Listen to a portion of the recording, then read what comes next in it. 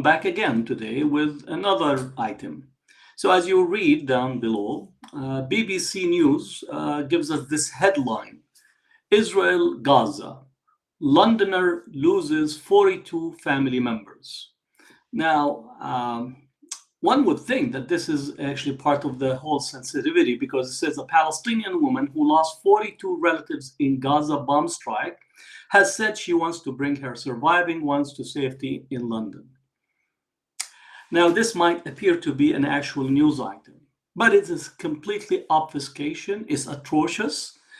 Maybe they had a committee in the BBC in order to try to see how we could include while excluding, how we could actually mourn but not mourn, how to mention but actually erase. So how did she lose 42 family members? Were they at the shopping center and they got lost in there? Were they actually in a sunken ship that we can't actually find, or did they go into a rocket somewhere and they went missing? This appears maybe the BBC, which actually says, help us locate 42 members for this London woman. And now in here, as you could see, maybe somebody told them we need to have a local story. We can't just focus on Gaza in this way. So let's find a local hook for the story. Can somebody find us somebody that would speak about what they have experienced? And therefore, we say Londoner loses 42 members, to 42 family members. We don't know how. We don't know how actually the bomb strike. You notice that in the whole story, there is no mentioning that Israel has been striking Gaza civilian population, erasing whole families from the civilian records. And this is again, possibly, they think maybe the British going back to their imperial past, where you could actually narrate the natives without actually having to say anything about them. Could we have some pictures of these? Most likely there were pictures of the 42 members, names, maybe ages, where they were at, all that. But a total atrocious headline.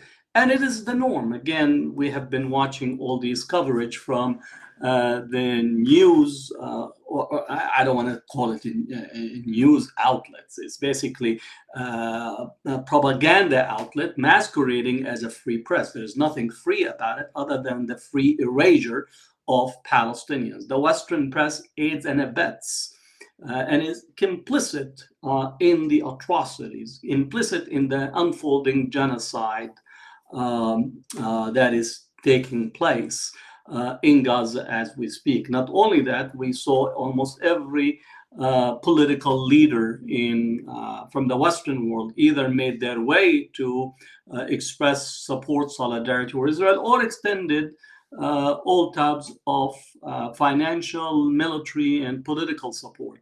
The United States has almost a bottomless pit of military resources that they have extended to Israel. And I know that Britain's government is sent a surveillance plane over Gaza, supposedly to look for the hostages.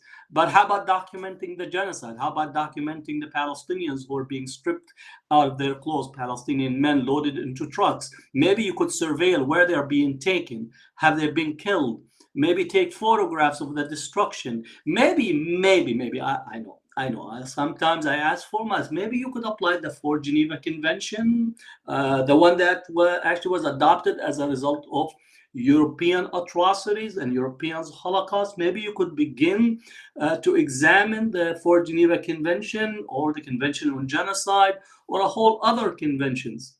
Oh, I know. You shredded that in Iraq. You shredded that in Libya. You shredded that in Afghanistan. You shredded that almost in every other place. So I don't expect much of the British, the Americans, or the Europeans. But again, there are some countries that are stepping forward. Spain, Belgium are stepping, but mostly actually in the global south. Bolivia, stepping Colombia, South Africa. So I don't want to disrupt your morning breakfast. Possibly your afternoon tea is coming up right now in the British Standard Time, Greenwich. So again, this is another atrocious headline by the BBC, attempting to include while excluding, attempting to narrate while actually erasing, attempting to actually appear to be sensitive while actually not mentioning what happened. This is what we call is journalism at its worst, and I'm sorry to use journalism with the BBC in the same sentence. They don't belong in the same sentence. So this is again from the category. Thanks a lot, BBC, for mentioning Palestinians without actually mentioning them.